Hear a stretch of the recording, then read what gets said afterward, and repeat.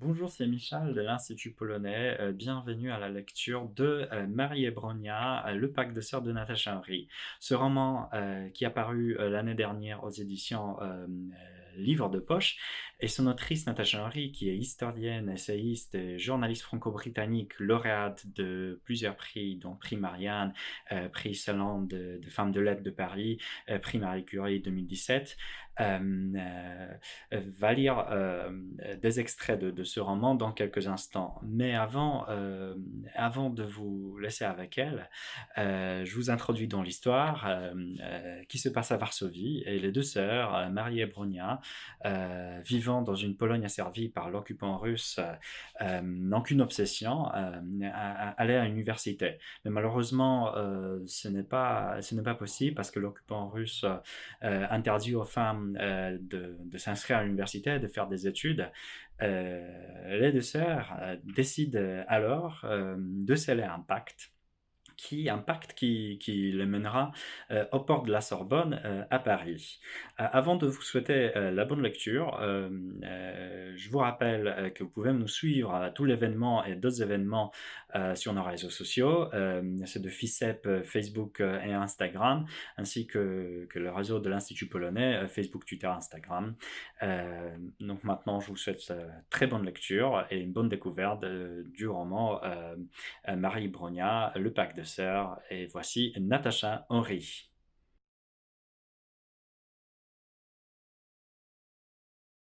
Nous sommes à Varsovie. Bronia a 19 ans et Marie à peine 17 en 1884. Bronia et Marie recommencèrent à donner des cours particuliers. C'est bien, songeait leur père, elles vont gagner un peu d'argent en aidant des lycéennes qui préparent le baccalauréat. Mais combien de temps se contenteraient-elles de cette existence ? Était-ce là la vie dont il avait rêvé pour ces deux filles si intelligentes ? Bronia et Marie, bien sûr, auraient dû se lancer dans des études supérieures. Seulement, cette fichue loi russe leur barrait le chemin de l'université. Et elles avaient du mal à comprendre le bien fondé de cette loi. Pour les Russes, tenta de leur expliquer leur père, la place d'une femme est à la maison, pas dans un bureau ou un laboratoire. Ce n'est cependant pas une raison pour cesser d'apprendre. Vous pouvez approfondir vos connaissances par vous-même. Les filles ont bien les mêmes capacités que les garçons, s'exclama Bronia. On dirait que les Russes veulent que les garçons soient plus instruits que les filles, constata Marie. À quoi sert-il de ne pas éduquer tout le monde de la même façon ? Justement, annonça Bronia, une amie m'a parlé de cours universitaires clandestins. Nous devrions nous inscrire. Ils sont ouverts aux femmes. Clandestins, reprit son père.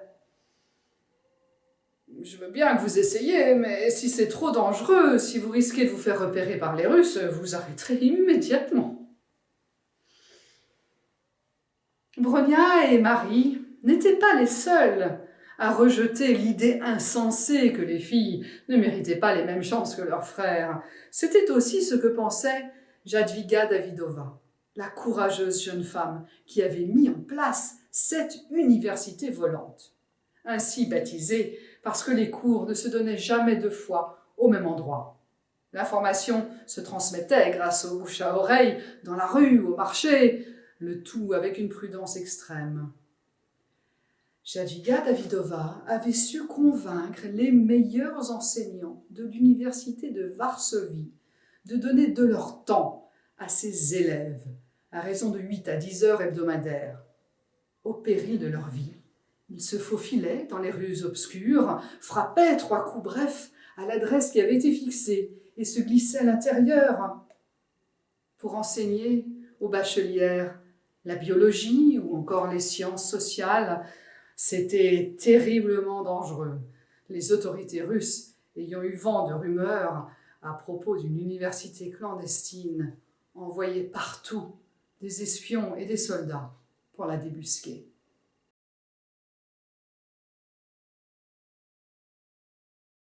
Bronia fondit en larmes. Marie se redressa aussitôt.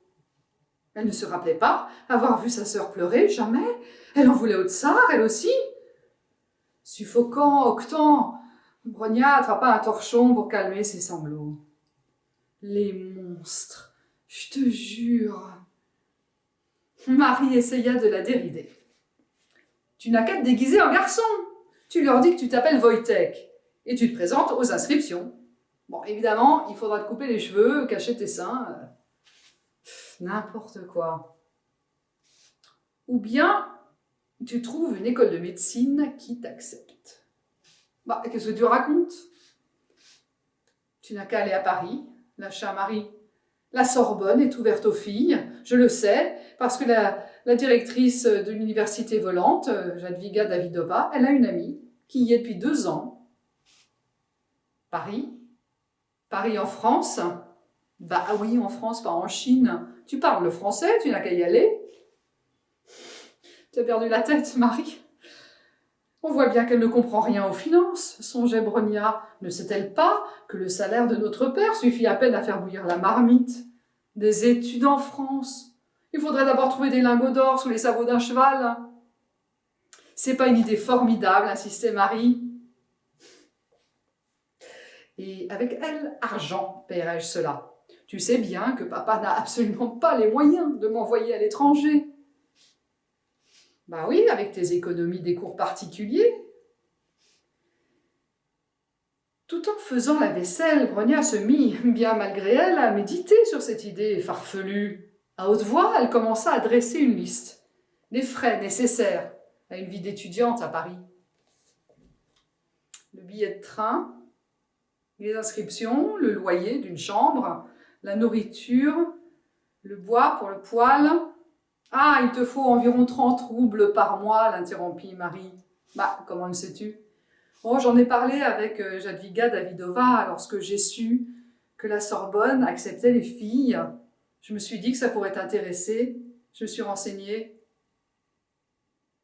Bronia posa l'assiette qu'elle était en train d'essuyer. Sa sœur l'étonnait. 30 roubles par mois? Avec mes économies? Ah bah, je pourrais tenir 1 mois.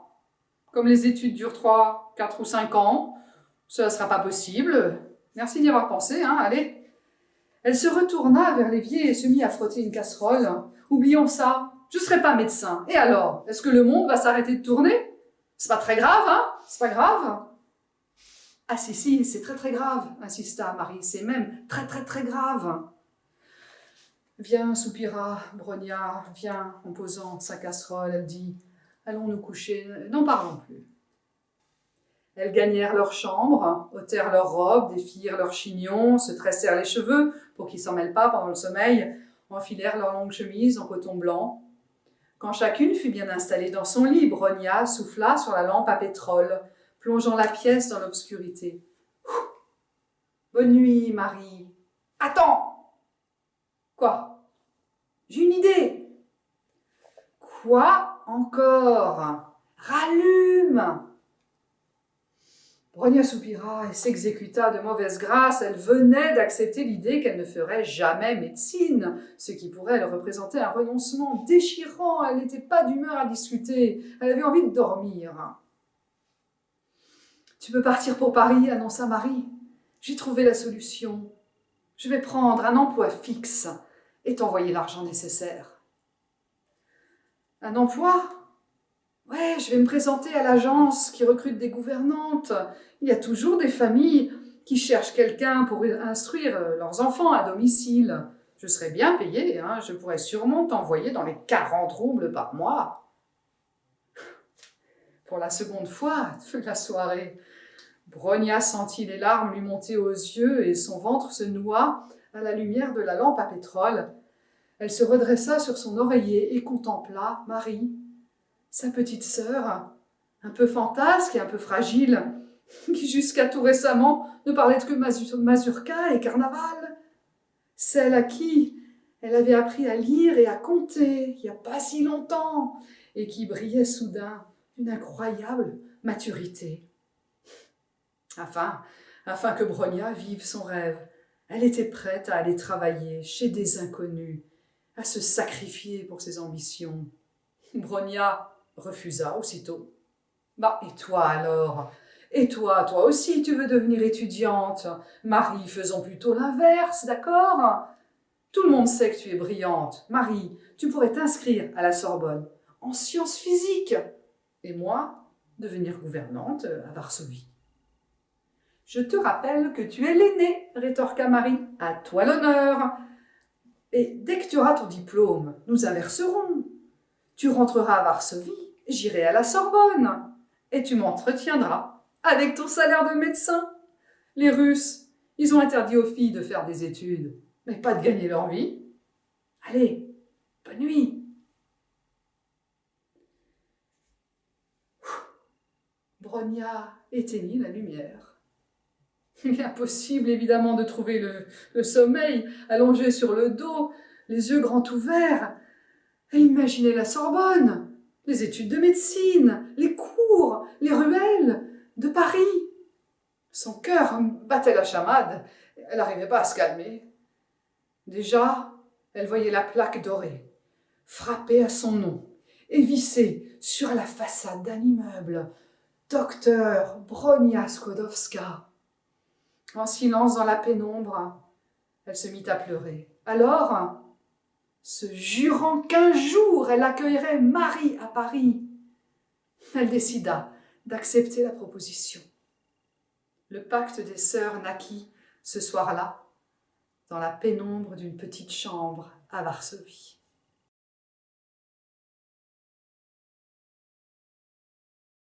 Lorsque Marie se présenta le lendemain à l'heure du thé, l'intéressé était déjà là. Il se tenait debout, près de la fenêtre, si bien qu'au début, elle ne le vit qu'à contre-jour. Il lui adressa un grand sourire, s'avança vers elle et lui tendit une main cordiale. À présent, elle remarquait ses cheveux châtains, ses yeux clairs.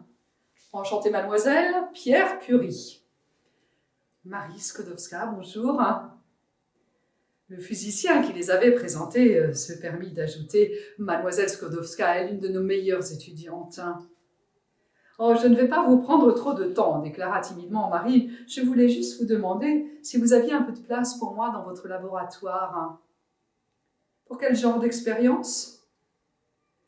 Marie était gênée de parler de son modeste travail à Pierre Curie, parce qu'elle avait bien compris que c'était un chercheur déjà très bien établi. Elle s'efforça de résumer la mission dont elle était chargée. « Je dois mesurer les propriétés magnétiques de certains métaux. » Il réfléchit, pourvu qu'elle n'ait pas dit de bêtises. « Intéressant, oui, je peux peut-être vous accorder quelques mètres carrés. »« Oh, merci, monsieur Curie, merci beaucoup. »« Pardon, osa-t-il soudain, mais ce léger accent que j'entends serait-il polonais ?»« Oui, concéda Marie, je viens de Varsovie. J'ai rejoint ici ma sœur qui étudie à Paris. »« Votre sœur, tiens donc, est-elle également dans les sciences ? » ?»« Elle prépare une thèse de médecine. »« J'ai moi-même un frère, Jacques, auquel je suis très lié, » expliqua Pierre Curie. « Il a 2 ans et demi de plus que moi. »« Oh, comme Bronia et moi !»« Ouais, nous sommes tous les deux diplômés de sciences physiques et nous avons longtemps travaillé ensemble. J'ai eu le regret de le voir partir pour Montpellier, pour un poste qu'il ne pouvait pas refuser. Êtes-vous proche de votre sœur ? » ?»« Oh, bien sûr, » répondit Marie. « Voyez-vous, » reprit aimablement Pierre Curie, « avec mon frère, nous adorons explorer la campagne. Ramasser des cailloux étranges, trouver des fossiles, exprimer... oui, c'est ça, examiner ce que contient la terre. Vous devez savoir, Marie, que chaque roche est constituée de minéraux. C'est fascinant, n'est-ce pas ? N'est-il pas merveilleux de partager ses passions avec quelqu'un ?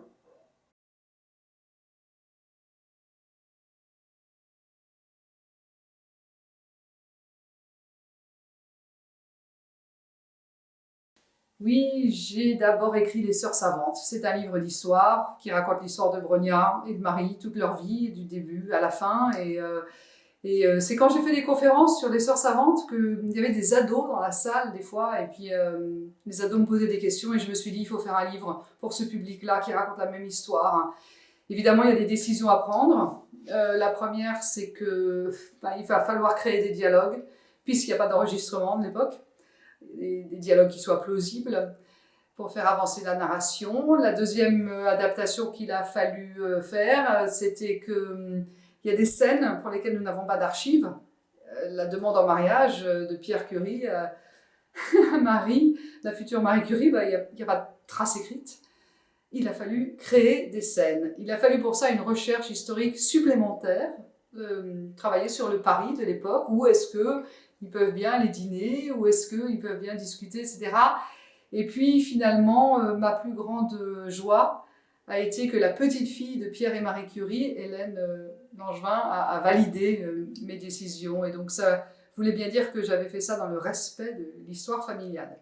Et puis le dernier point, c'est que le livre Marie Brogna termine en 1903.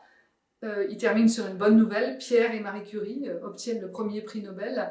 Et puis, il n'y a pas de mauvaise nouvelle. Je voulais que pour un public jeunesse, ça me paraissait important de finir sur une note optimiste. Elles ont fait le pacte et elles ont réussi.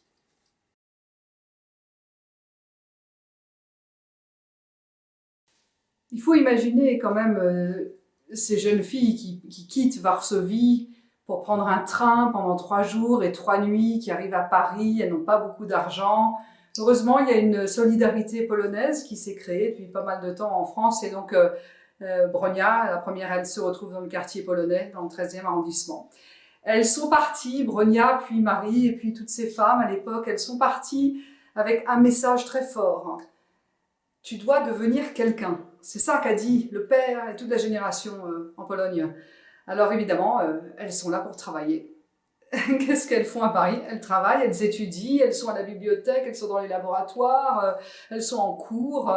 C'est pas l'époque des amusements, elles vont pas dépenser leur argent au bal musette, elles sont là pour travailler. C'est ça qui se passe, dans une petite chambre, avec une petite bougie, avec pas beaucoup d'argent, et elles font leurs études.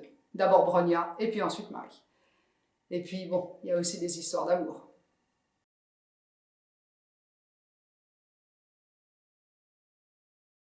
La Sorbonne est ouverte aux filles à l'époque, enfin, mais c'est pas pour ça que c'est facile. Donc, en réalité, Brogna, par exemple, qui arrive en premier, elle va se heurter à 2 grosses difficultés. La première, c'est qu'elle est étrangère, donc les cours sont en français. Elle parle le français, mais pas forcément le vocabulaire médical. Donc ça, c'est un gros effort.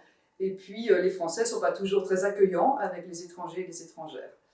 La deuxième difficulté, c'est qu'elle est une femme et que les étudiants français, ils sont assez misogynes, les profs aussi parfois, et donc on n'a pas l'habitude de voir une étrangère qui débarque. Elles y sont, mais elles sont peu nombreuses. En tout cas, les filles qui étudient à la Sorbonne à l'époque sont des étrangères. Les Françaises, elles n'ont pas le bac depuis très longtemps. Il faut le bac pour s'inscrire, c'est cher, il faut beaucoup de détermination. Et donc en fait, la plupart des femmes en médecine à l'époque vont être des Russes et des Polonaises comme Brogna. Les femmes sont 0,8% des étudiants en médecine à l'époque. Et quand Brogna passe sa thèse sur l'allaitement maternel, sa thèse de médecine, elles sont 19 femmes à être docteurs cette année-là, et les 19 femmes docteurs de l'université de médecine en 1890, elles sont toutes étrangères. Donc c'est difficile, elles ne sont pas nombreuses, mais elles y sont.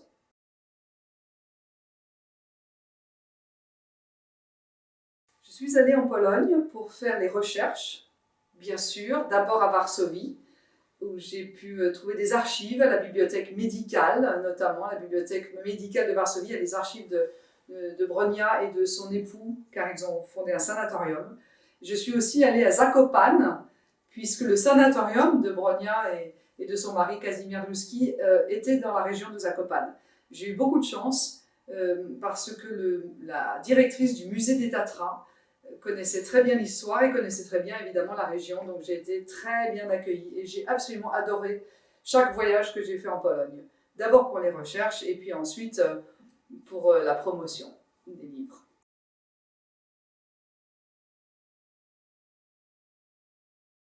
J'ai eu beaucoup de chance avec Marie et Brogna parce qu'il y a eu un accueil extraordinaire de la part des libraires et de la part des collèges.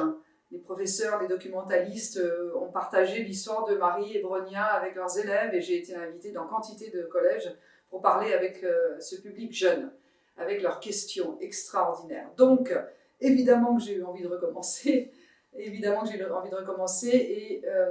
sortira bientôt chez Albin Michel Jeunesse un livre que j'ai écrit qui s'appelle Rosa Bonheur, l'audacieuse, et qui raconte l'histoire de la peintre Rosa Bonheur au XIXe siècle.